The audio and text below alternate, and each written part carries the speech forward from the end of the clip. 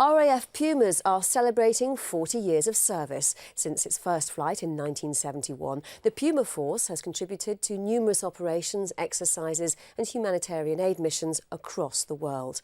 The helicopter airframes have been updated over the years to meet modern operational demands, including the delivery of troops and essential supplies. Larke reports. Flying in tandem through the Oxfordshire countryside, the Pumas show off the varied operational roles they can conduct, coming in low and engaging with enemy forces. Troops then fast rope into position and fight back quickly. The aircraft can also help to transport cargo in underslung loads, a skill used to great extent when helping with humanitarian missions, such as here in Mozambique more than a decade ago. But the Puma has been more at home serving alongside the army in places such as Northern Ireland and Iraq. I was mainly based in and around Baghdad.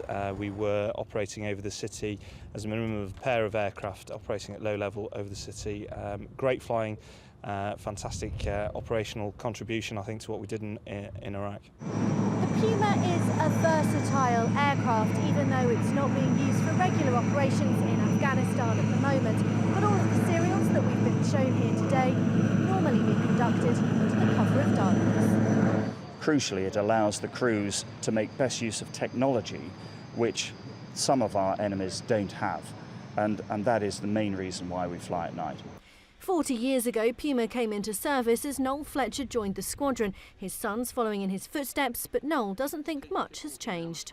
When you're supporting guys on the ground, they have operational procedures.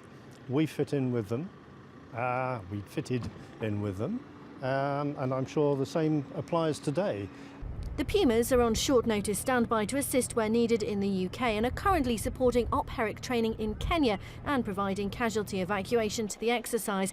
And that provides vital experience for these two young pilots who did their initial helicopter training alongside Prince William. There's a lot of boys out there which it's their first time. They weren't gone out to Afghanistan before, so it's often the first time they've actually been involved with helicopters.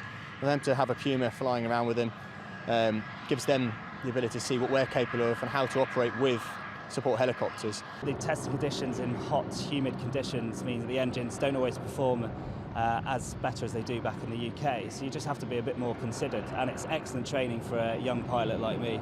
They say life begins at 40, but the Pumas are showing their age. A £220 million facelift will see the aircraft improve next year, tripling their range with new engines and doubling their payload, ensuring the squadrons have many more birthdays ahead.